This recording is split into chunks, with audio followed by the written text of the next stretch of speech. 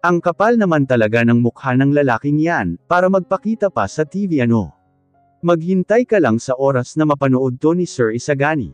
Nang gagalaiting banta ni Panying, habang tutok na tutok sa screen. Nananatili akong nakatulala roon. Habang tumatagal ay siyang pabilis na pagtibok ng puso ko, dahilan upang habulin ko ang nanlalamig kong hininga. Napakatagal na rin magmula nung huli tayong nagkita Brantley. Grabe, mas lalo kang pumogi, mas lumaki ang katawan mo. Kumusta na ba? Sa tagal na panahon, panigurado akong marami kang baon na kwento para sa mga madla. Makikita ang labis na pananabik ni Mami Vic. Hindi naman nawawala ang malaking pagkakangiti ni Brantley sa kanyang mga labi, na umaabot pa hanggang sa tainga niya. It has been a very long time, so I thought hindi na ako kilala ng mga tao.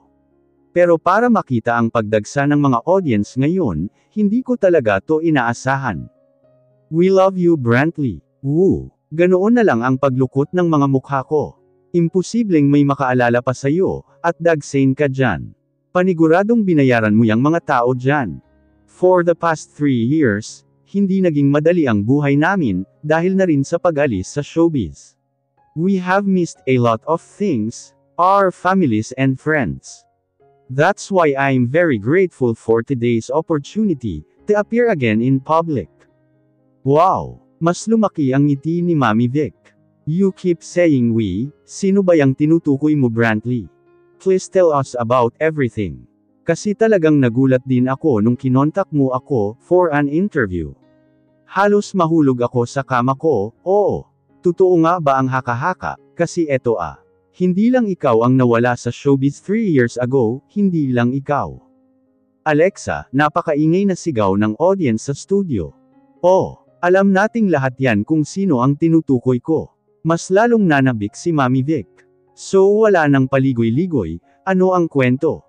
Muling tinapat ni Brantley ang mikropono sa bibig niya, at natatawang tumugon.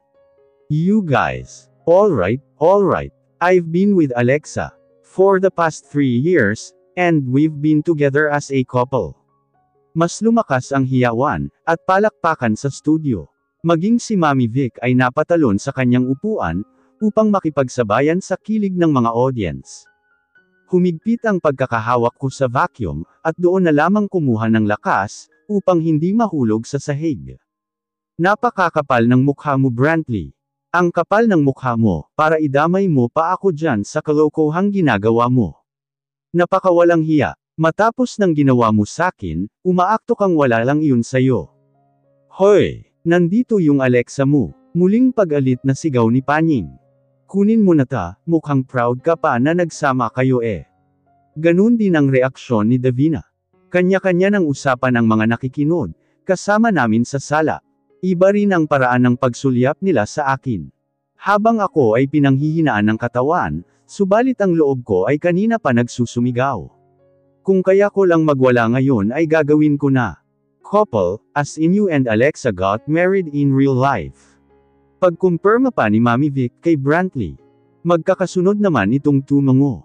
Yes. Right after we decided to live the showbiz life to build a family, nagpakasal na agad kami.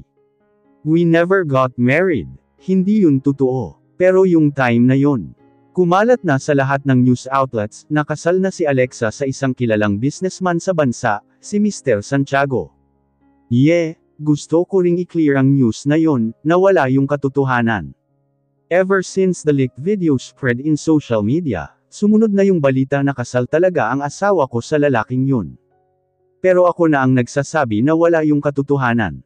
Dahil sa nangyaring yun, Alexa's reputation fluctuates a lot, and it was hard for her during that time, since bago pa lang din kami nun.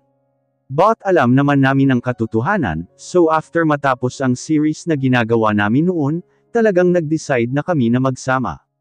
Muling ingay ang palakpakan, at lumiwanag ng husto ang mukha ni Mami Vic. Ayon naman pala. Anong hindi kasal? Muling napabulala si Panying. Kasal. Kasal si Sir Isagani at Alexa. Napakasinungaling. Gagawin pang masamang tao si Sir Isagani. Di ano nang nangyari? Bakit nandito si Alexa Brantley? Diyos ko, naguguluhan ako sa nangyayari. Ang hirap talaga kapag nagto-timing ka. Hindi kaya niloloko lang din siya ni Alexa noon. Baka naman sinabi ni Alexa na hindi pa siya kasal noon, kaya siya pinatulan ni Brantley. Halaka, iba talaga kapag lamandi. Sa akin nabaling ang sisi. Sa akin agad silang lahat nagalit, dahil sa mga panghuhulang iyon. Ni hindi nila ako mismo tinanong. Marahil ay ayaw nilang paniwalaan ang mga kasinungalingang lalabas sa bibig ko. So kumusta naman ang married life ninyo ni Alexa? Kuryosong tanong pa ni Mami Vic. Napakatagal na rin na wala kaming ni Hu ng babaeng yun. Nakakatampo dahil iniwan ako sa ere. Wala man lang palem. Miss na miss ko na kaya siyang makasama rito sa show ko. Sana naman nakasama mo man lang siya ngayon. Kumusta na ba siya? Muling tumawa si Brantley. I'm sorry that she's not able to be here with me. Sadyang may nangyari lang, at ngayon ay nasa pamilya niya siya. We were happily married, sadyang parte na lang talaga siguro ng pag-aasawa ang palagiang away at tampuhan. Actually, ngayon nga ay may alitan pa rin kaming dalawa. But I promised her that I would get her back and bring her home with me. No matter what happens, I still love her, and I'll do everything to see her again. Bawat diin niya ng mga salita ay siyang nanginginig ng damdamin ko. What does he mean by that? What is he trying to do? I know him enough to know by now that he's planning something. Ano yun? So hindi kayo magkasama talaga ngayon ni Alexa? Unfortunately no, dahil kinuha siya ng pamilya niya. Pero gaya nga ng sinabi ko, magiging magkaayos din kami. Lalo pat alam kong namimiss na rin ako ng anak naming dalawa. Wow! May anak na kayong dalawa. Oh my God! Hindi lamang sa studio ang napasinghap ng hangin, kundi ang mga taong kasama ko ngayon. Lahat sila ay nagugulat na napalingon sa akin. Halos hindi may pinta ang kanilang mga mukha. Subalit hindi lamang silang lahat, kundi maging ako. Pakiramdam ko'y tinakasan ako ng dugo ko sa katawan. Napakapit ako sa sofa sa labis na panghihina, dahil lamang sa sinabi ni Brantley. Ganoon na lang ang panlalaki ng mga mata ko. May picture. Ayan. Ipakita nyo sa screen. Wow! May mas ikakadabog pa pala ang puso ko, nang sumakap sa buong screen ng TV ang picture ko, habang karga-karga si Dushel. Iyon ay stolen picture, subalit nagmukhang sinadya dahil sa tamis ng aming pagkakangiti sa larawan.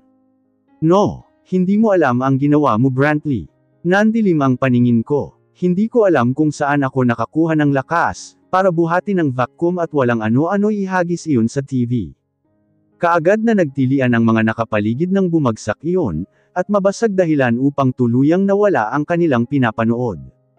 Alexa, hindi makapaniwalang bulyo ni Panying. Anong? Oh my gosh! May anak sila ni Brantley. Ayaw niya yung ipangalandakan sa atin. Pinanginagan ako ng katawan. Pakiramdam ko ay wala akong naririnig. Nagmamadali akong tumakbo patungo sa aking kwarto, at doon nagwala ng husto. It's over. Brantley, bakit mo ba ginagawa? Halos isumpa ko ang pangalan niya, sa pag-apo ng damdamin ko. Isagani was left paralyzed, while staring at the TV screen. Ang kanina niyang hawak na baso ng alak, ay ngayoy nagkalat na ang mga bubog sa malamig na tiles ng kanyang opisina.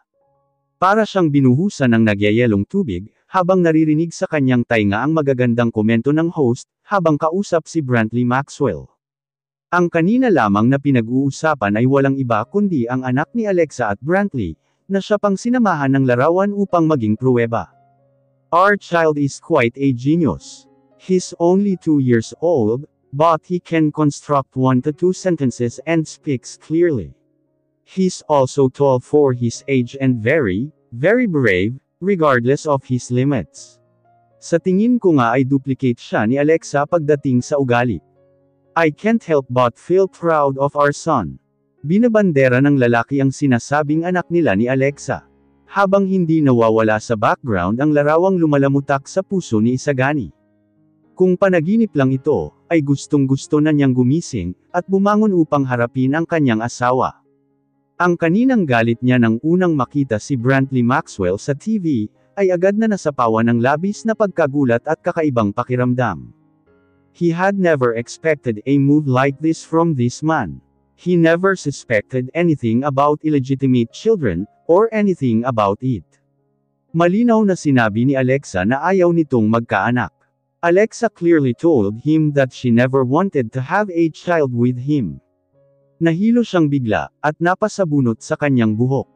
She never wanted to have a child with me, that means it's because she has already had a child with another man, whom she loved.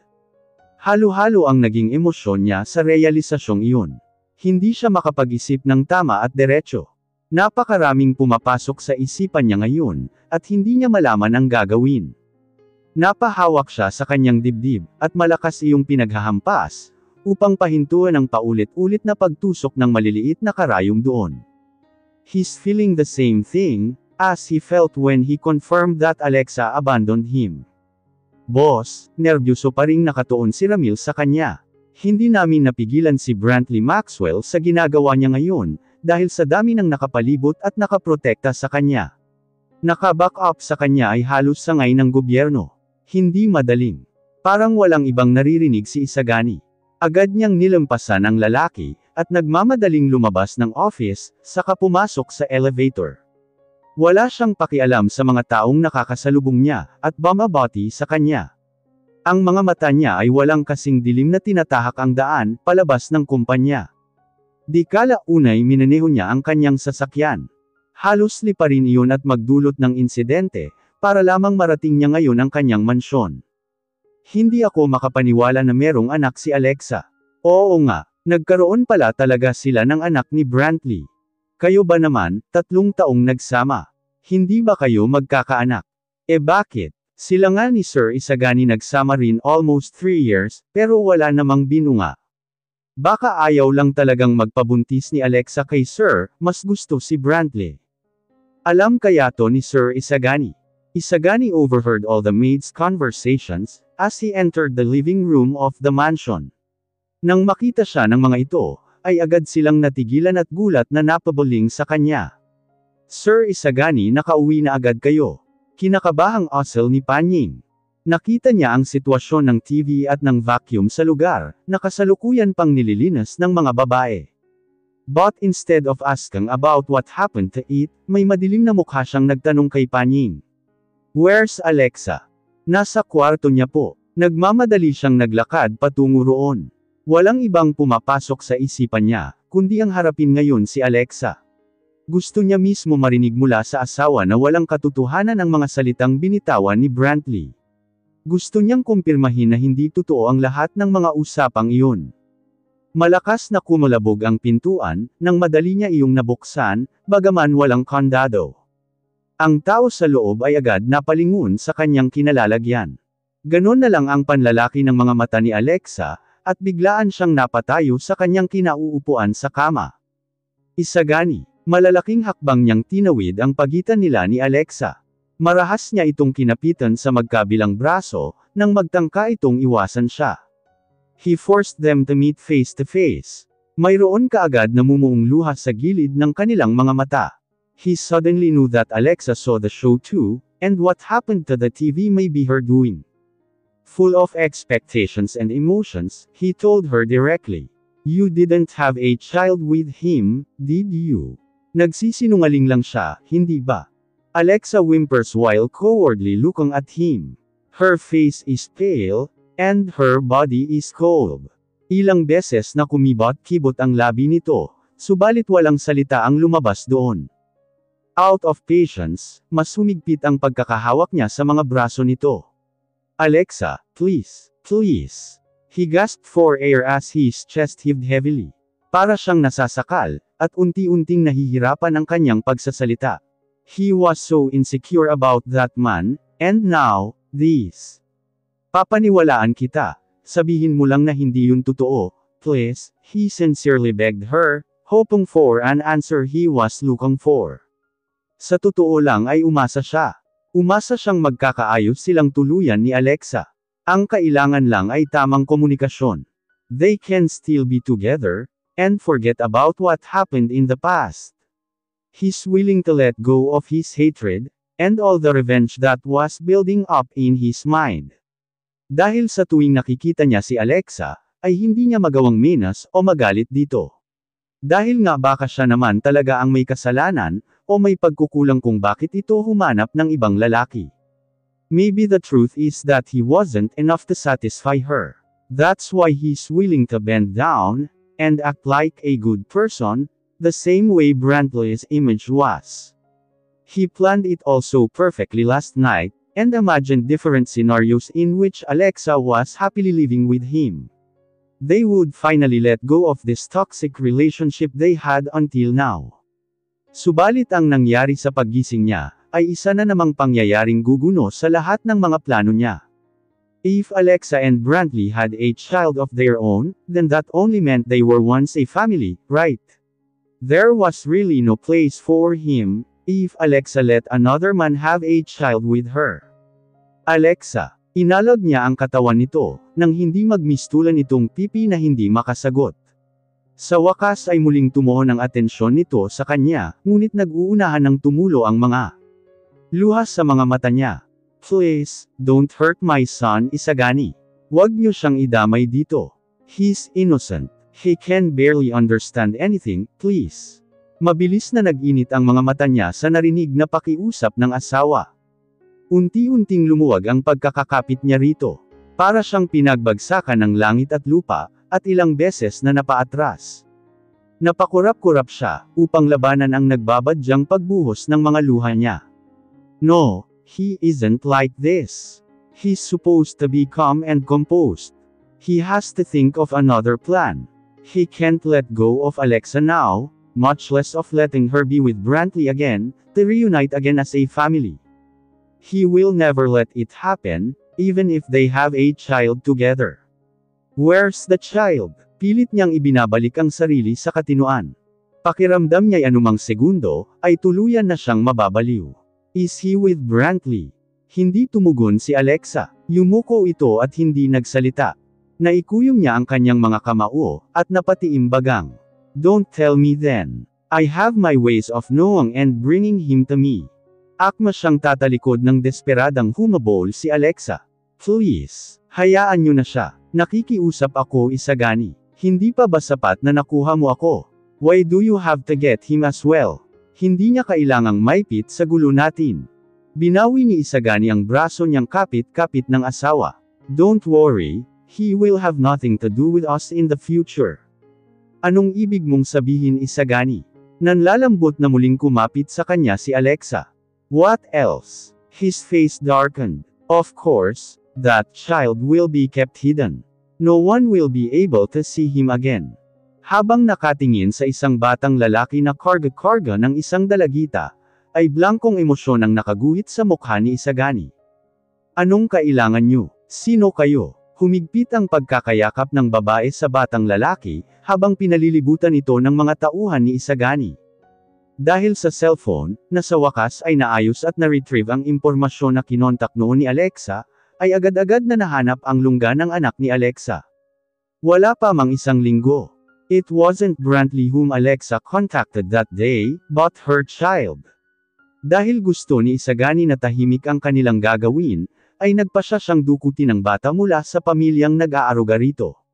Hindi lang siya inaasahan na handang sumama ang babaeng nasa harapan niya ngayon, para protektahan ito. Give me that thing, dahil sa blanko at madilim niyang itsura, habang tinuturo ang bata ay labis na natakot ang babae, at sunod-sunod na napaatras. Pumadekwatro siya ng upo, at napakapit sa kanyang sentido.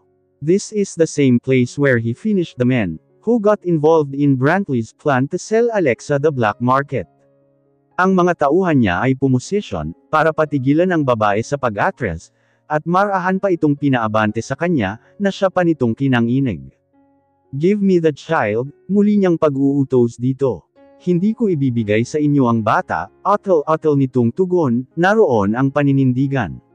Sino ba kayo at anong kailangan niyo sa kanya? Gumuhit sa isang linya ang mga kilay at labi ni Isagani, naubusan na ng pasensya sa panglalaban ng babae. He slipped and pointed his finger at Ramil. Go get the child and bring it here. Lumayo kayo sakin. Ano sa tingin niyo ang ginagawa niyo sa bata? Hindi niyo hinayaang makuha ang bata ng basta-basta. Miss, kung ayaw mong masaktan, Pwes ibigay mo na lang yan samin, may pakiusap sa tono ni Ramil. Wala akong pakialam. Sino ba kayo? Mga tauhan kayo ng ogag na Brantley na yun ano? Mapaklang tumawa si Isagani. Why? Do you resent that guy? Matapos niyang ibenta si Alexa, at pabayaan ang anak nila. Sa tingin ba niya makukuha niya tong bata sakin ng basta-basta? How grateful he is now, that Brantley made that great mistake. Magmula nang pakawalan niya ito sa pagkakagapos niya, ay nagkaroon siya ng tsansang makuha si Alexa, maging ang anak nila. His eyes flickered in great interest. Don't worry, I don't work for him and never will. Kung ganun, anong kailangan niyo sa bata?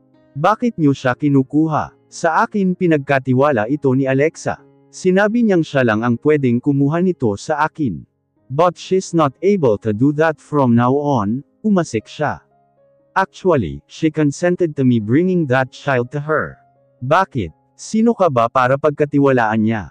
I'm the one who bought her from the black market. Napasinghap ng hangin ang babae.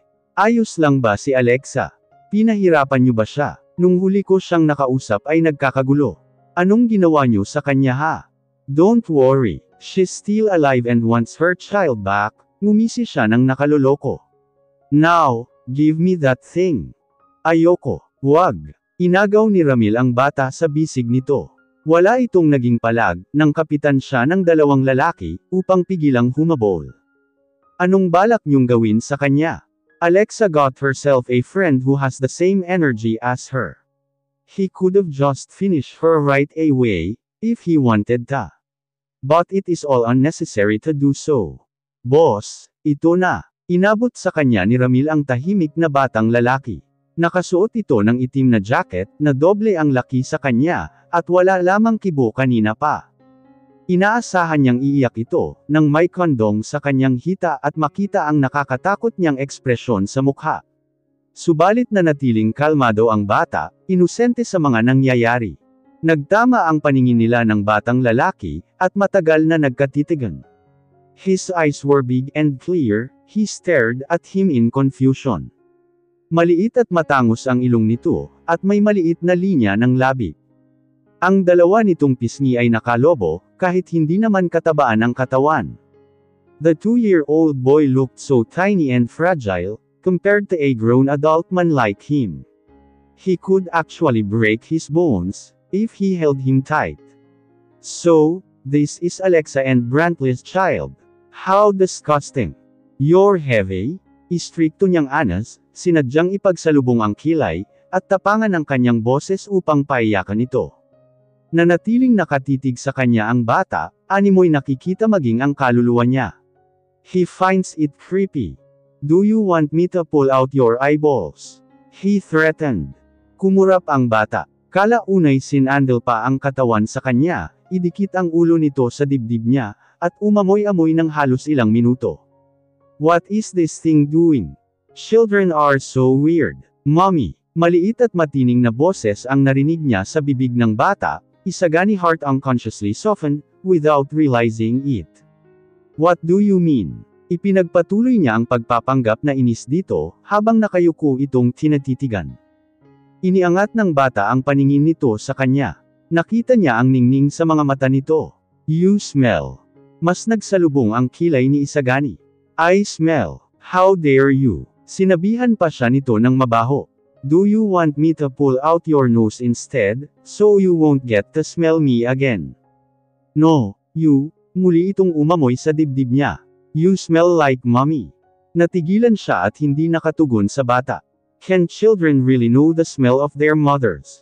Where's mommy? Umimpit ang tinig nito at nagsimula ng gumuhit ang luha sa mga mata nito, na kanina niya pa hinihintay. You have a good sense of smell, seryoso niyang puri dito. Your mother is with me. Really? Then, is daddy with her too? Bumakas ang takot sa mga mata nito. Daddy, napatiimbagang siya. You have no father. Mas lalong naguluhan ang bata. Subalit bumakas sa alaala ni Isagani ang sinabi ni Brantley sa TV, na marunong na ang batang to bumuo ng mga pangungusap at makipag-usap, kumpara sa iba na iisang salita pa lamang ang kayang bigkasan. He just didn't know how the child could even ask questions, Like he understood something. The boy was like him when he was a child. What is your name? He asked.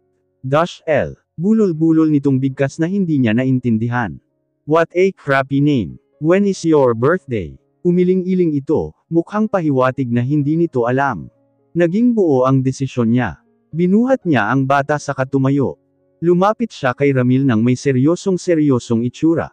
Boss, do we have a resemblance? Nanlisik ang mga mata niya. Natauhan si Ramil at maijing sinuri ang itsura ng bata, at ni Isagani ng paulit-ulit. Matunag pa itong napalunok at kinakabahan. Pasensya na boss, madilim dito, hindi masyadong makita. Never mind that, let's do a DNA test.